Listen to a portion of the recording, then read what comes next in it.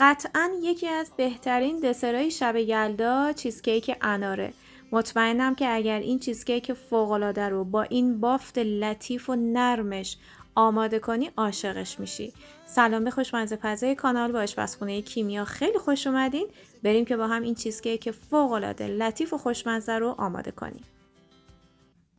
2 بسته بیسکویت پتیبور خرد شده رو داخل ظرف میریزیم به همراه 150 تا 180 گرم خامه صبحانه. این مواد رو کاملا با هم دیگه مخلوط میکنیم تا به یک خمیر لطیف و منسجمی برسیم. اگر دوست داشته باشید میتونید از کره آب شده به جای خامه استفاده کنید. اما خب تجربه من نشون داده که این چیزکیک با پایه بیسکویت و خامه فوق‌العاده لطیف و نرم و عالی میشه. اما با کره یه مقدار پایه چیزکیکتون ترد و شکننده هستش.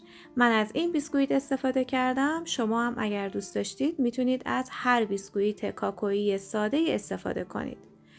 وقتی خمیر ما به این انسجام رسید میریم برای آماده کردن قالبمون. من قالب کمربندی توی این سایزی که میخواستم نداشتم، به خاطر همین از تلق استفاده میکنم. 2 تا نوار باریک رو به همدیگه چسب زدم و داخل یه قالب کیک که میخواستم اندازه چیز کیکم باشه میذارم و این تلق رو کاملا چسب میزنم اطرافش رو تا به صورت یک رینگ در بیاد. بعد از اینکه تلقم رو آماده میکنم اون رو روی ظرف سروم قرار میدم و خمیر چیزکیک رو میذارم داخلش و به صورت یک دست پهنش میکنم. ممنون میشم اگر آموزش‌های ما رو دوست دارید کانال رو سابسکرایب کنید، زنگوله پیج رو روشن کنید تا هر زمان ویدئوی جدید آپلود شد به شما اطلاع بده. این چیزکیک هندونه رو هم پیشنهاد میکنم که حتما ببینید، فوق‌العاده خوشمزه است.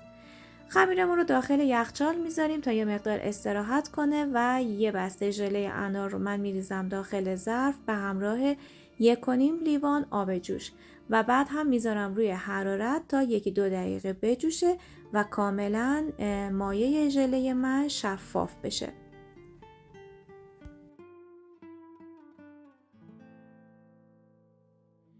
یک قسمتی از ژله رو من داخل یه ظرف جدا میریزم و ظرفم رو میذارم داخل یخچال تا خوب ببنده. مابقی ژله رو اجازه میدم تا به دمای محیط برسه. برای مواد پنیری این چیزکیک از یک بسته خامه صبحانه به میزان 200 گرم استفاده می کنم. 200 گرم پنیر خامه‌ای، 4 قاشق غذاخوری شیر رو داخل یک پیاله می ریزم به همراه 2 قاشق غذاخوری پودر ژلاتین و با هم مخلوط می کنم و میذارم روی حرارت سماور یا کتری تا به حالت بنماری در بیاد و مایه من کاملا به صورت یک دست با همدیگه مخلوط بشن. توی فاصله‌ای که شیر و ژلاتین رو روی حرارت قرار دادم، پنیر خامه‌ای و خامه رو با همدیگه خوب مخلوط میکنم. در همین مرحله نوک قاشق چایخوری وانیل هم اضافه میکنم و بعد کاملا به صورت یک دست مخلوطشون میکنم.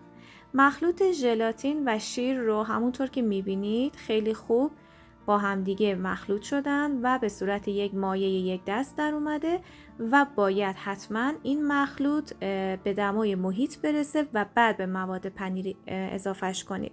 اگر که ژلاتین داغ باشه و یا مواد با همدیگه همدما نباشن، به محض اضافه کردن ژلاتین داخل مواد پنیری به صورت گوله گوله در میاد و بافت کرم شما رو خراب میکنه. خوب با هم مخلوطشون میکنم و بعد از 3 قاشق غذاخوری پودر قند هم استفاده کردم و با هم حسابی مخلوطشون کردم. ژله ما که کاملا بس، اون رو به صورت نگینی برش میدیم و به یک قسمت از مواد پنیری اضافه میکنیم و خوب هم میزنیم تا مواد پنیری و ژله هامون خیلی خوب با هم دیگه ترکیب بشن. بعد از ترکیب مواد اونها رو روی چیزکیک میریزیم و خیلی خوب به صورت یک دست پهنشون میکنیم.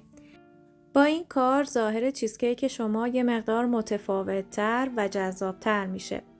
بعد از اینکه مواد پنیریمون رو کاملا پهن کردیم، مواد پنیری ساده رو روی مواد قبلی میریزیم و به صورت یک دست پهن میکنیم و خیلی خوب روی اون رو باید صاف کنید. بعد این بشقاب رو ما میذاریم داخل یخچال تا مواد پنیری حسابی سرد بشه و خیلی خوب خودش رو بگیره. بعد از اینکه مواد پنیریمون کاملا سرد شد و خودش رو گرفت، ژله همدمای محیط رو روی این مواد پنیری میریزیم. مجدد ظرفمون رو داخل یخچال قرار میدیم به مدت نیم ساعت تا ژله کاملا خودش رو بگیره و بعد هم آماده برش دادن و تزیین این دسر هست. ببینید الان ژله کاملا خودش رو گرفته. من با یک چاقوی خیس اطراف ژله رو از تلق به آهستگی جدا میکنم. بعد از اینکه ژله رو کاملا از تلق جدا کردید، تلق رو میتونید خیلی آروم از این چیزکیک جدا کنید و بعد هم میتونید این چیزکیک فوق‌العاده خوشمزه رو سرو کنید. این هم از چیزکیک انار فوق‌العاده جذاب و فوق‌العاده لطیف و خوشمزه ما. از اینکه تا انتهای این ویدیو با من همراه بودید بی نهایت سپاسگزارم. آموزش‌های یلدایی فوق‌العاده زیبایی رو داخل کانال آپلود کردم که میتونید ببینید و استفاده کنید. تا یک آموزش دیگه، خدا نگهدار.